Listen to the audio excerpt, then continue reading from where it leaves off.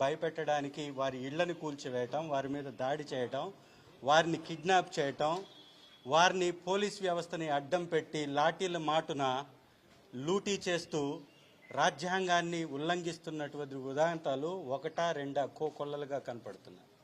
నిజంగా పిడుగురాళ్లలో వాళ్ళ గెలుపు ఎలాంటిదో ప్రజాస్వామ్యంలో ఉన్నటువంటి ప్రతి ఒక్కరికి తెలుసు. అయినా కూడా వారు గెలుస్తూ పోతున్నారు. మొన్న తిరుపతి, వాళ్ళ పిడుగురాళ్ళ.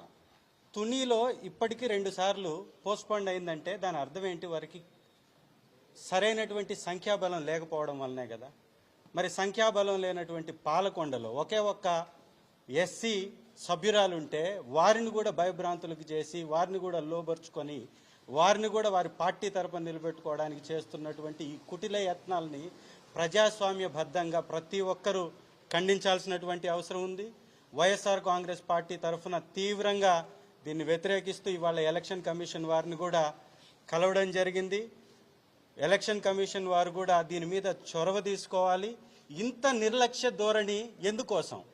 ఒక పార్టీ వ్యక్తుల్ని గెలిపించడం కోసం, ఒక పార్టీ కోసం పనిచేయడం కోసం రాజ్యాంగబద్ధమైన ఈ వ్యవస్థలు ఏర్పాటు చేయబడ్డాయా? రాజ్యాంగాన్ని గౌరవించి రక్షించి రాజ్యాంగబద్ధంగా ఎలక్షన్స్ జరిపించడానికి ఈ వ్యవస్థలు ఎన్నుకోబడ్డాయా? ఒక్కసారి వీళ్ళు కూడా ఆత్మ పరిశీలన చేసుకోవాలి. ఈరోజు ఒక్క సభ్యులు కూడా లేనటువంటి తెలుగుదేశం పార్టీ గెలుపు ఎలా సాధ్యమవుతుంది? వారి డబ్బు మదంతో, రాజకీయ అండతోటి, అధికార మదంతో అధికారుల్ని బెదిరించి ఎవరైతే వైఎస్ఆర్ కాంగ్రెస్ పార్టీ సభ్యులు ఉన్నారో, కౌన్సిలర్లు ఉన్నారో వీరందరినీ భయభ్రాంతులకు గురి చేసి వారు గెలుస్తూ పోతూ ఉంటే ఎన్నికల కమిషన్ చూస్తూ ఊరుకుంటుందా? ఇదే నా ప్రజాస్వామ్య విధానం అంటే? దీని మీద ఖచ్చితంగా స్పందించాలి. రాష్ట్ర మరియు దేశ ఎన్నికల కమిషన్ కూడా దీనిలో ఖచ్చితంగా కల్పించుకొని పటిష్టమైనటువంటి భద్రతను ఏర్పాటు చేసి పారదర్శకమైన విధానంతో ఈ ఎలక్షన్స్ జరిపించాలి. తునిలో కానీ పాలకొండలో కానీ ఖచ్చితంగా 2 సార్లు పోస్ట్పోన్ అయినాయి అంటే వారికి సంఖ్యాబలం లేదు. సంఖ్యాబలం లేకుండా వారికి గెలవడానికి అవకాశం లేనప్పుడు పోస్ట్పోన్ చేసుకుంటూ వెళ్తున్నారు. 2 సార్లకు మించి ఇంకెన్నిసార్లు పోస్ట్పోన్ చేస్తారు?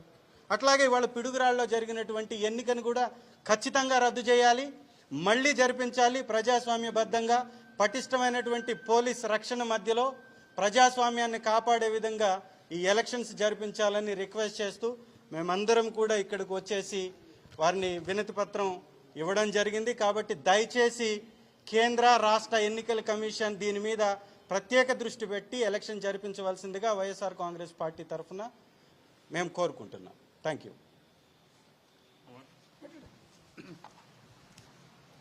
ఈరోజు యథావిధిగా మళ్ళీ రాష్ట్ర ఎన్నికల కమిషన్ దృష్టికి వెళ్ళి వైఎస్ఆర్ కాంగ్రెస్ పార్టీ బృందం అంతా కూడా రాష్ట్రంలో జరిగినటువంటి 3 ప్రాంతాల్లో పాలకొండ, పిడుగురాళ్ళ, తుని ఈ ప్రాంతాల్లో జరిగినటువంటి అధికారుల యొక్క నిర్లక్ష్యం, వైఎస్ఆర్ కాంగ్రెస్ పార్టీ శ్రేణుల మీద ఆ ప్రాంతంలో ఉన్నటువంటి వారు చేస్తున్నటువంటి దౌర్జన్యాలు, దమనకాండని స్వేచ్ఛగా ఎన్నికలు జరిపించాలి అని చెప్పని పదే రాష్ట్ర ఎన్నికల కమిషన్ తలుపు తడుతున్నప్పటికీ కూడా అక్కడ ఉన్నటువంటి అధికారుల్ని సరైన దిశగా నడిపించే విధంగా అక్కడ ఉన్నటువంటి ఎస్పీలు కానీ, కలెక్టర్లు కానీ, ఎన్నికల అధికారులు కానీ వాళ్ళందరూ కూడా నిశ్చేష్టులైపోయి చూస్తున్నారు.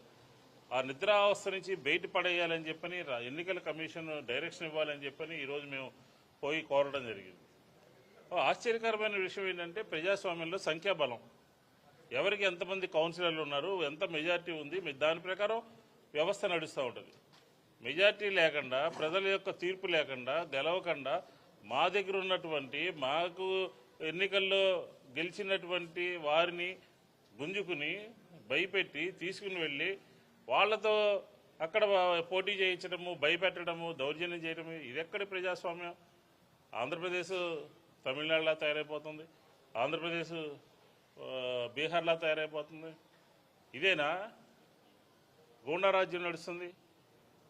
ఎక్కడైనా తప్పు చేస్తే, ఎక్కడైనా ఎవరైనా చేస్తే నిరూపించాల్సినటువంటి సీనియర్ ఆఫీసర్లు కూడా ప్రేక్షక పాత్ర వహిస్తున్నారు. ఇది ఎక్కడ న్యాయం అని చెప్పని వైఎస్ఆర్ కాంగ్రెస్ పార్టీ అడుగుతుంది. మీకు మెజార్టీ ఉంటే పోటీ చేయండి. ఒక చోట కౌన్సిలర్లు, మున్సిపల్ చైర్మన్ అందరూ ఉంటే 100 మంది ఇళ్ల మీద దుమ్మి చేస్తే వందల మంది ఇంటికి పోయి దౌర్జన్యం చేస్తే ఆ పైగా అక్కడ స్థానిక శాసనసభ్యుడు క్యాబినెట్ మినిస్టర్గా పనిచేసినటువంటి వ్యక్తి ఇంత దౌర్జన్యమా?